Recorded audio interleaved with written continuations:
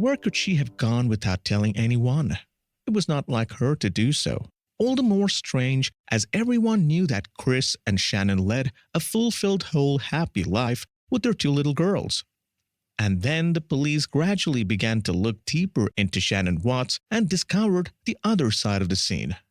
Behind the gleaming and happy facade of her life as an influencer, a married woman, and a content mom hid a much darker and disturbing truth.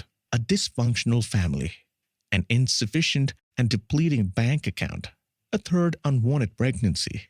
In short, all that she wanted was to hide from the eyes of the world.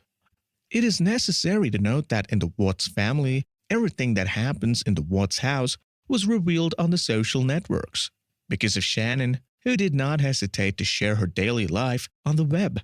She would go to the extent of sharing the most intimate and personal details with random strangers, while portraying herself always being at her best, always smiling, dolled up, ever ready, surrounded by her children, happy. When the bodies of Shannan and her daughters were finally found in an oiled site, the unexpected and terrible truth was revealed. The least we can say is that appearances are really deceiving indeed. Let's take a look back at this relatively recent affair that till date continues to upset America.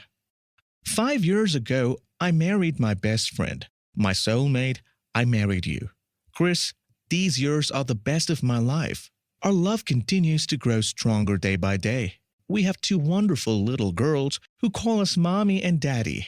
We left everything, our parents, our friends, our area, and came to Colorado to start a new life, and I am so grateful. Chris, I love you more than anything in the world, and God put you in my path at the right time. I could not imagine living without you, ever. Happy wedding anniversary to us. This is how Shannan Watts described her first 5 years of marriage on her Instagram account in 2016. A vibrant tribute of love to the man who shared her life and gave her 2 children. This status, accompanied by their wedding photo, was so moving and romantic that it garnered 36,007 views and likes in the process. Like most American women, Shannan Watts felt the need to constantly showcase her family and her accomplishments. Baking cookies without burning any, getting a mani-pedi with a new trendy design. Her favorite baseball team won the championship. Her husband got a promotion at work and will now be able to buy his dream car. Her baby drank his whole bottle without getting dirty. Her friends are the best in the world. Her daddy is the best in the world. Her mommy is the best in the world. And so are all her neighbors. And she, Shannan, was the happiest woman in the world. The pictures are there to prove it. There is not a single one where she does not smile, where she looks shabby, bad hair, or without makeup. She took great care of her external appearance and her well-being. She was the ideal symbol of an active young woman who knew how to successfully balance her professional and family life, who loved her job and devoted herself to it, both body and soul, without neglecting her kids or her partner. Shannan was afraid of one thing above all: disappointing someone. The feedback from her acquaintances and from people she doesn't even know, especially her social network followers, was extremely important to her, and they were generally always encouraging and positive. Shannan always wanted to show them the best of herself, to look perfect in all aspects of life, to show off her house and all the things that money allowed her to acquire. She loved to show off her healthy, energetic, mischievous, and joyful children who were jumping around, laughing their heads off, and making her and Chris, her husband, very happy. In the Watts home, there was not a single cloud, not a single day, when the word happiness was not conjugated in all tenses, and the Hollywood smiles, the hugs, the games, the laughter were all there to prove it. Then on August 13th, 2018, "Shannan, where are you? I've been trying to call you for long. Please answer me." The Watts house had fallen strangely quiet, and Nicole Atkinson, Shannan's friend and colleague, finally sent a text to her after several calls remained in vain. The unanswered calls felt all the more strange as they had just met at the front door a few hours earlier. "Shannan, tell me, are you feeling bad? Did you fall? Did one of the little ones get sick? I beg you to answer. I am crazy with worry. No answer again. A trail of negative thoughts began to flow in Nicole Atkinson's mind. Last night about 2 a.m., she had dropped Shannan off in front of her house before going home. Both had just returned from a week of training in Las Vegas on the account of their company of slimming products, Thrive. A seminar followed by a gala evening that wrapped up with the intensive Saturday and Sunday with exciting prizes being handed out to everyone. The weather was hot, the hotel was beautiful with a huge pool, their room overlooked a desert plain. Everything was perfect. But Shannan did not appear happy at all. She didn't sleep, didn't eat, and looked like she was on the verge of collapse. Nicole immediately thought that her friend was stressed out about her medical checkup scheduled for Monday morning. But it wasn't just that. There was something else bothering her. She could feel it. During the drive home, she did everything she could to cheer her up and make her laugh. She put on her favorite music, but Shannan was not receptive and remained silent until they arrived in Colorado. They said their goodbyes on the front porch of the Watts house, and Shannan left with her suitcase. Accompanied by her son, Nicole Atkinson went around the Watts house, looked through the glass door and windows, but everything seemed to be in order inside. Plunged in an unusual silence, she then called Chris, who was at work, to report about his wife's absence and then notified the police. The police officer who came to the house stated that he cannot enter private property without a search warrant. So Nicole went ahead and called Shannan's mother, Sandra Razusek, to get the secret code to open the garage. The latter, worried sick, asked her daughter's friend not to cut the line until they had searched the whole house. Chris Watts arrived in the meantime, greeting the policeman and brought everyone inside. Nicole went directly to the kitchen where she found Shannan's suitcase with all its contents, namely her medication for her lupus, her phone, her wallet, her car keys, her cards, and her driver's license. The policeman, preceded by Chris, went upstairs to check if the missing person was there. But nothing. No shadow of Shannan, nor of her daughters for that matter, either in their rooms or in the 4 bathrooms.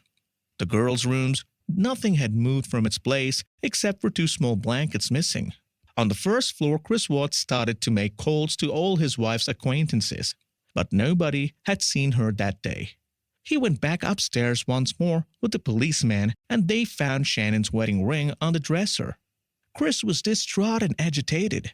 When questioned by the police officer, he provided his schedule, said he spent the entire weekend at home with his daughters while his wife was in Arizona for her seminar, and that he had not seen her since her return.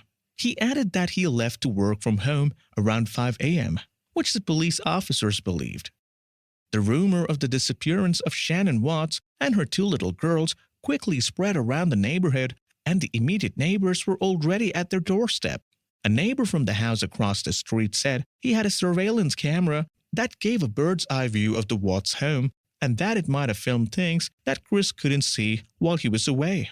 Against all expectations, he proposed to let him see it at his place. The projection took place in the living room of the neighbor's house, in the presence of Chris, the policeman, Nicole Atkinson, and her son. Towards the end of the sequence, no suspicious element was noted except that before leaving the place, the police officer was taken aside by the neighbor. Chris is not in his natural state. Usually, he is always calm and quiet, and there he is so agitated in all the directions. It is not normal. The policeman retorted that his nervousness was due to the events unfolding and that it was a quite normal behavior coming from a husband and a father whose family had just disappeared. They left the matter at that. Before leaving, the agents provided an emergency number to Chris Watts and asked him to join them at the police station as soon as there was news. Watts agreed and promised to comply with all their demands. At the moment, it was still too early to expect a criminal motive. Shannan's wedding ring, which was found on the dresser, could be the only proof of a precipitated departure following a marital dispute, or perhaps she just forgot to wear it after her morning shower. The assumptions did not go any further than that. In any case, the police contacted Chris Watts again the next morning to complete the missing persons data sheets. Luke Epple, Chris Watts' boss, was also contacted to verify the accuracy of his employee schedule in the morning of August 13th. Luke Epple answered affirmatively. Chris was indeed present at one of the oil wells of their company, Anadarko Petroleum Corporation, where he was supposed to work during the day with other technicians. The same day, based on the information from the data sheets with photos and measurements, the Frederick police distributed printed wanted notices across the Watts neighborhood and to all the supermarkets, pharmacies, bookstores, and convenience stores. Tuesday, August 14th, the day passed painfully slow without the reappearance of Shannan or her daughters. Her family and her husband's family, who lived thousands of miles away in North Carolina, were worried sick. Chris urged them to stay put, but his father, Ronnie, insisted on joining him. He didn't want to leave his son to face this ordeal alone. He flew down to Colorado the same day. In the evening, sniffer dogs were brought in by the police to inspect all the rooms of the house. Journalists and cameramen of the local television followed to interview Chris Watts. Under the given circumstances, he had an extraordinary stoicism, had good self-control, and did not shed a single tear. At the request of a journalist, he addressed a call to his wife. "Shannan, if you are alive, you and the girls, come back. I miss you. I need you." But the journalist did not stop there. She insisted on knowing if he had any argument with Shannan shortly before her disappearance. Chris Watts cleared his throat, thought for a long time. "Not really an argument in its broad sense. Just a small verbal clash as any couple married for almost 8 years may have. It was nothing serious. They always would make up for it the next morning." In short, here are the primary elements of this story. A loving couple with 2 little girls and a 3rd child on the way. A nice house in a residential area, a hard-working husband to support them, and a dynamic mom. If Shannan, Bella, and Cece weren't killed or kidnapped, where could they be? Before we move on to the police investigation, let's get to know the Watts. Their love story began in Dakota, North Carolina. Shannan Rzuzak and Christopher Watts were born in 1984 and 1985 respectively. Shannan Rzuzak was a daughter of Frank and Sandra Rzuzak, a modest couple who had always worked hard to make a decent living. She had a young brother, Frankie Jr. The Rzuzak family was very loving and close-knit. The parents adored their children and feelings were expressed openly. Saying "I love you" over and over was very important to them. They lived in a small house in Spring Lake, a small and quiet suburb. Since her childhood, Shannan had always wanted to live a good life with all the material comforts that will go with it. Her dream was to own a huge house with a garden and a private pool like in the cult series Beverly Hills 90210, which depicted the joys and sorrows of California's golden youth. Shannan identified these characteristics and dreamt of living the American dream, starting from nothing, climbing up the ladder and succeeding. While in high school, she worked at several odd jobs to get some pocket money. She was a fresh young girl, full of life, lively, and very optimistic. After graduating from high school, she studied nursing and worked in her country hospital. She was described as a dynamic, open, motivated nurse who was close to patients. She was married for the first time when she was just 19 years old to her boyfriend from college. Young and inexperienced, her marriage quickly turned out to be a fiasco and her divorce proceedings went horribly. To top it all off, she was diagnosed with lupus, an autoimmune disease that weakens the natural defenses and prevents her from leading a normal life. Her treatment was elaborate and expensive. Her parents took a loan to pay for her medication and hospitalization costs. Her illness coupled with her divorce plunged the young woman into deep depression and her parents into a serious financial abyss. She felt guilty, assumed everything was over, that she would not have the chance to rebuild her life with her current condition and that having children would remain a distant dream. What man would want a woman who was chronically ill and unable to start a family? Shannan obsessed with these thoughts. Surrounded by her parents and with the help of a life coach, the young woman nevertheless began to regain a taste for life. She reconnected with her friends, started paying attention to her looks, and hanging out at night, trying to make the best of her situation. But what Shannan desired most was to find a soulmate, a man who would love and cherish her forever. Instead of going looking for love, like she did with the first one, she preferred to let things happen in its own time. One of Shannan's friends mentioned an old friend from her high school, a certain Chris Watts, a nice, serious and hard-working guy, and showed her his picture. But Shannan was not at all thrilled. She found him a bit overweight, Silly with a heavy pair of glasses and not at all her type. Her idea of an ideal man was someone like Brad Pitt or Jason Priestley. Coming to 2010, Chris Watts, after several failed attempts, sent a friend request to Shannan on Facebook. After careful consideration, she accepted his request but didn't pay much heed to him later. She did not want to give him false hopes because she was not at all interested in him. However, her friend was carrying out the role of a matchmaker between them. Eventually, with constant chatting online, she ended up liking this romantic but very shy young man who hid his feelings for her. Sometimes she gave up and didn't talk to him for days before getting back in touch with him. But Chris never gave up and insisted on meeting her. He finally mustered up the courage and proposed a date with her. In the Anglo-Saxon world, a date doesn't have any sexual involvement. A date is when a man takes a woman out for dinner at a restaurant or for some drinks at a trendy place. Gifts, flowers are not usually exchanged on the first date, but comes into play as the relationship becomes more serious. Shannan agreed to go out with Chris while remaining neutral. She knew that it wouldn't work out between them in the long run, but she preferred to take it lightly rather than turning him down with a brutal no. But soon one date followed another and they fell madly in love. Thereafter things quickly accelerated.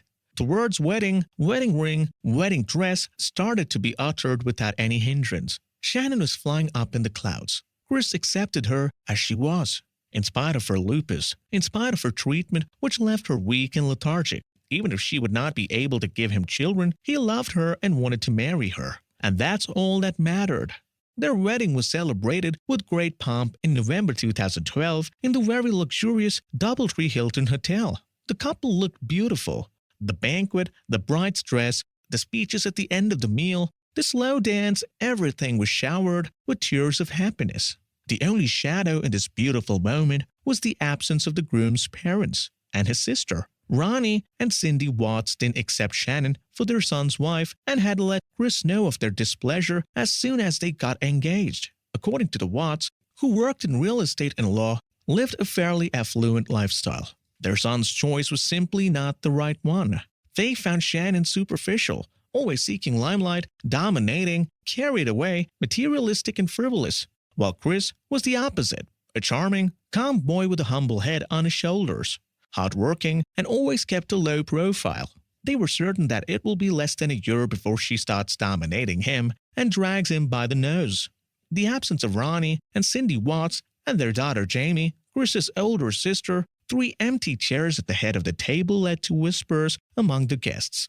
This threw an air of cold discomfort during the wedding ceremony, which continued to persist. They never accepted their daughter-in-law with all their heart.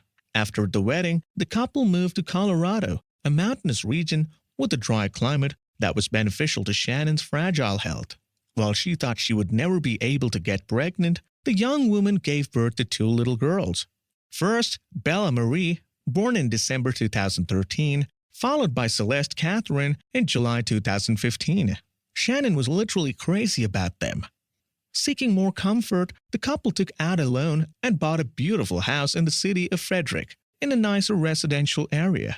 The house was spacious, 2 stories high, with 5 bedrooms, a huge kitchen, a veranda, and 4 bathrooms. Excited about the purchase, Shannan was also swept in a whirlwind of happiness. In an effort to decorate her new home, she decided on everything from the paint color of the pots and pans to the electric range hood. She chose the color of the towels for each bathroom, about 10 for each, because she recently read on the internet that the number and availability of towels was a sign of wealth and comfort. She ordered the furniture for the rooms and chose the color of the curtains. Meanwhile, Chris stood behind, observed, nodded, and settled the bill. But deep down, he didn't like any of it. If it were up to him, he would have chosen an affordable and modest house which was lighter on the pocket. But Shannan had the last word. She always had the last word for everything, even in all the aspects of daily life. What Cece and Bella are going to eat, what they are going to wear, what he was going to wear to work, family vacations, outings, their choice for pediatricians for their daughters. Shannan liked to decide and implement, and Chris let her, far too absorbed in his new job as a technician at an oil site. All he knew was that at the end of each month, the bank ate into almost a quarter of each of their salaries. On her side, Shannan was hired by a sales company as an independent representative of Thrive, a brand marketing slimming products and patches. To do this and to succeed in selling these products, she used a great ally: social networking sites. She shared absolutely everything. Apart from the products, the slightest occasion, the most banal event would be relayed in the form of videos, snaps, selfies, and receiving a burst of positive comments. Shannan knew how to put forward her assets. She was constantly smiling, well-dressed and full of vitality despite her illness. She was not afraid to show off her house, her furniture, and all of her other acquisitions, an exhibition that she did not consider unhealthy but as pure arrivism. From North Carolina, Ronnie and Cindy Watts disapproved of everything their daughter-in-law did and scolded their son, who was crushed by his wife. Their predictions were correct. She did what she wanted with him, and he could not say no to her. He was far too nice for that. He was simply in love. What Shannan loved more than anything was filming and showing her daily life as a mother of two little girls who never left her side. And her maternal love was demonstrative and open. She considered Bella and Cece as two divine blessings, two gifts fallen from heaven, while she thought that she would never be able to give birth because of her lupus. With her husband, she always seemed to be in perfect love. She praised him as a model family man, a hero, like Prince Charming on his steed, who had come to save her and carried her into a world of wonders. All the lyrical flights of fancy that she wrote on her Facebook account, filled to the brim with photos and events that have passed and yet to come. As the years go by, the spark of love began to fade between Chris and Shannan, overshadowed by the inevitable daily routine, worries, duties, and responsibilities. With hospital bills, expenses, and shopping piling up, the Watts' bank account quickly turned dry as the payments on their luxurious home left them nearly broke at the end of each month. Shannan's job was at least keeping the family afloat and maintained keeping up with her social appearances. Her slimming company offered her all-inclusive trips to Disneyland in Los Angeles, Las Vegas, and Texas, and even a brand new car for her loyal service as a Thrive brand ambassador. Shannan was a salesperson with a passion for her job. She experimented with diet drinks and slimming patches on herself and her husband and flaunted them daily in videos posted on her Instagram profile. With respect to her in-laws, Shannan was on a knife's edge. She still had not forgiven them for their absence at the most important event of her life, and the Watts in turn returned the same, by being cold and contemptuous with her. She and her mother-in-law Cindy were never a long quiet river. The latter blamed her for controlling her son, and for taking him away from a mother, and for spending more money than they both earned. In other words, she had never really cared for her and was not shy of showing it to her, which hurt Shannan a lot. This toxic and shady relationship had an impact on the couple. Instead of defending her as any husband would, he sided with her parents and tried to make excuses for them, which made Shannan angry. Arguments between them became more and more frequent and resulted in Chris's repeated absence from home.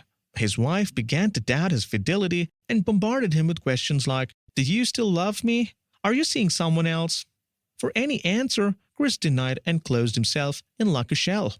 These altercations always ended up in tears and in separate beds. On one occasion, Chris's mother Cindy bought a pistachio pecan ice cream and gave it to little Sissy, knowing that Sissy was allergic to nuts. Shannan did not let this incident pass. She accused her mother-in-law of voluntarily wanting to choke the little one. Furious, Cindy bluntly threw her outside along with the girls. In a voice message sent to one of her friends, Shannan spoke of her plan in tears. "We will go to celebrate Cece's birthday at my parents' in North Carolina. I'm happy that my in-laws are not at the party. I never want to see them again in my life after what they did to me." It was early June 2018. Chris, who worked as a technician at Anadarko Petroleum Corporation, had a new colleague in his team. Her name was Nicole Kessinger. She was single, pretty, independent, with a serene and whole character. Chris was totally captivated.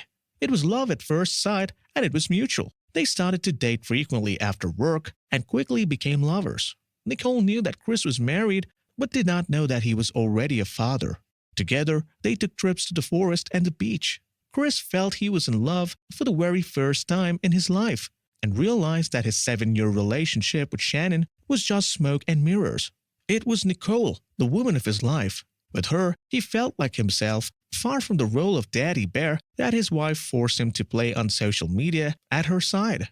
The truth was Chris never wanted to have a child, and now Shannan was pregnant for the third time and was letting the world know with a t-shirt. Oops, we did it again. In reference to her third pregnancy.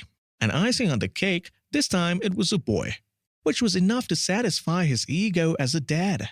Shannan had even given him a name as a barely 3-week-old fetus, Nico.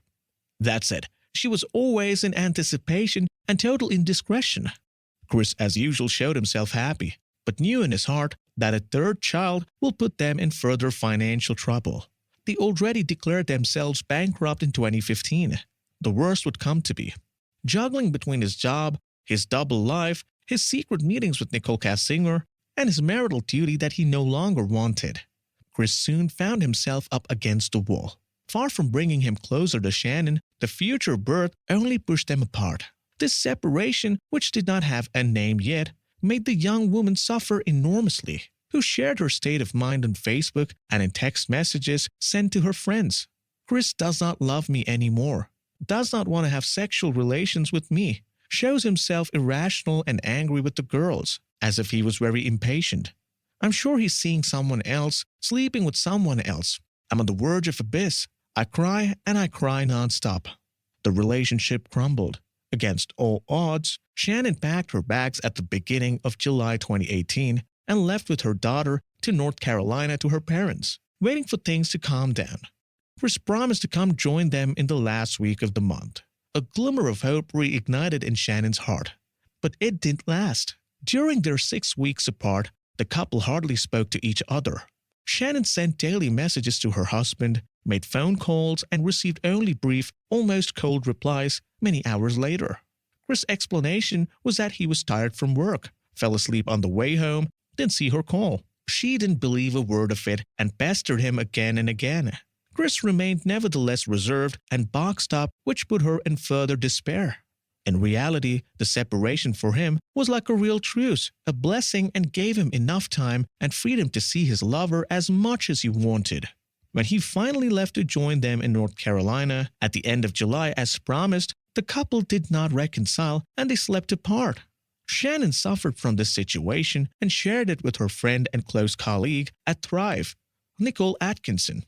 The latter one encouraged her to seduce him, to wear sexy outfits to attract his attention, but it all left him unmoved. Chris even considered divorce, thought of selling their Colorado house and moving in with his mistress. He thought of arranging an agreement with Shannan to have alternate custody of his daughters, and that would suit both of them well.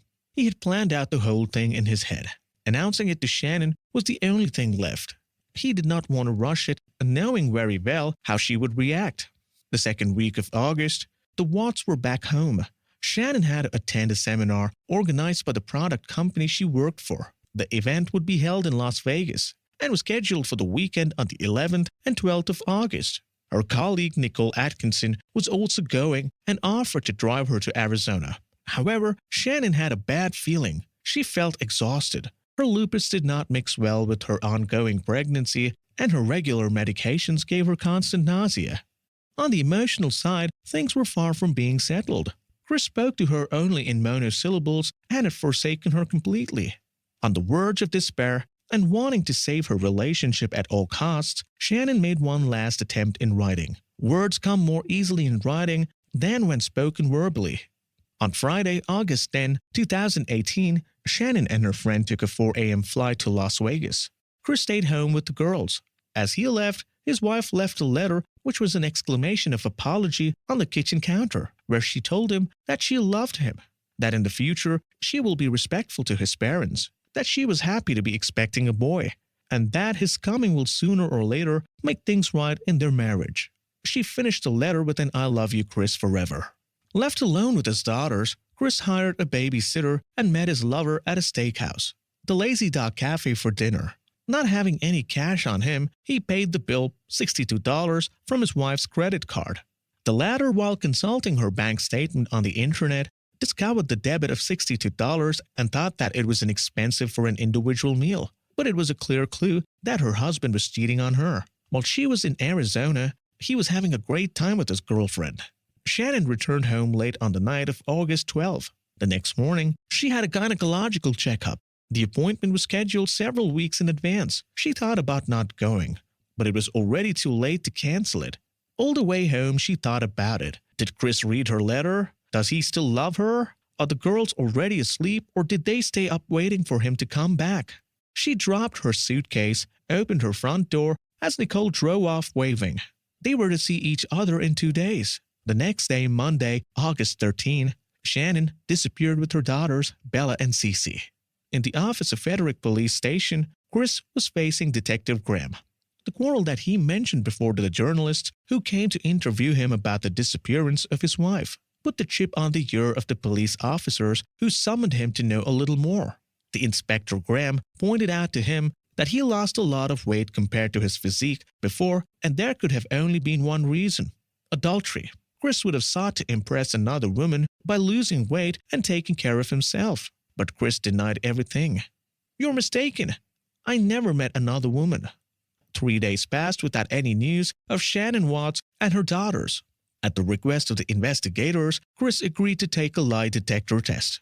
"Are you responsible for Shannan's disappearance? Did you lie about the last time you saw her? Do you know where Shannan is right now? Have you ever been brutal to a loved one?" To all these questions, Chris answered in the negative but remained very tense throughout. This alerted the police. The result of the lie detector test were not far behind. Chris did not answer the questions honestly. The test was negative. The police were then obliged to re-interview him a second time, hoping that he would tell the truth this time. To do so, they played along like a psychologist, had a friendly approach, showed Chris how he should breathe well, to calm down, and that he should confess to free his conscience. Then they got down to business. "Where did you hide them, Mr. Watts?" Quickly de-stressed, Chris asked to see his father Ronnie to talk to him. Ronnie had come all the way from North Carolina to help his son through his ordeal. He and Chris always had a friendly, loving and respectful relationship. Their bond has been so strong at times that it made both of them sad. Chris told his father that he had confessed of his infidelity to his wife, that she in a fit of rage attacked the girls and killed them, which in turn forced him to shoot her. In the interrogation room, in the presence of his father, Chris bursted into tears in front of Detective Graham and his colleague. Under their insistence, he finally confessed the location of the bodies near the oil industry where he worked. Shannan was wrapped in a sheet and abandoned in a field, while the girls were thrown into 2 tanks, each 6 meters high and opened with a trapdoor. He said he did not know what to do with the 3 bodies, but the police soon realized that his alibi was not so credible. Chris actually wanted to start a new life with Nicole Kasinger, and in order to do so, he had to eliminate Shannan and their children, so that she would no longer be in the way. He knew very well that a divorce would put him out of business, and it would have put a noose around his neck until the children were of age. The police guessed right. After more than an hour of silence and in front of his father, who was completely distraught, Chris Watts finally confessed. The truth this time. The course of the murderers was horrifying. On her return from the seminar in Las Vegas, Shannan attacked him when he confessed his affair with Kasinger.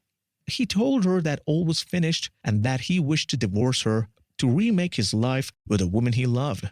Shannan started to hit him and insult him violently. In a fit of rage, he threw himself on her and strangled her to death. Their daughters, awakened by the commotion, came knocking on their bedroom door. He calmed them down and told them that Mom is not well and we will have to take her to the doctor. He asked them both to wait for them downstairs. With his daughter still asleep on the first floor, he wrapped his wife's body in a sheet, placed her in the back of his pickup, put the drowsy girls in the passenger seat, and started the car. A few miles away at the oil site where he had worked, he dumped his body's wife in a bushy field and then strangled Cece and Bella with a blanket, and dumped their bodies in the 2 oil tanks. When his sordid deed was done, he closed the safety hatch, screwed it shut, and got back in his car. It was about 3 in the morning. His work was to begin 2 hours later when the other technicians were due to come. The police were literally shocked by such cruelty coming from a father as loving as Chris Watts was. As a defense, he tearfully recounted how he was manipulated and ruled by his wife during all the years of their marriage and that everything she showed on social media networks was a lie. Yes, it's true. They loved each other for a long time. But in recent years, nothing was right. Chris talked about how his wife pushed him into crazy expenditures, including the purchase of their overpriced house that they simply couldn't afford to pay off without tightening their belts, just to make a good impression, to get likes, to impress her colleagues at Thrive. He adds that Shannan had delusions of grandeur, a permanent obsession to show a perfect life, even if it means lying about everything.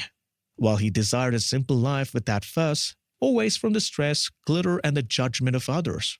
5 days after his family disappeared and he confessed, Chris Watts was placed under arrest for the quadruple murder of his wife, unborn son, and 2 daughters for concealing bodies and tampering with evidence.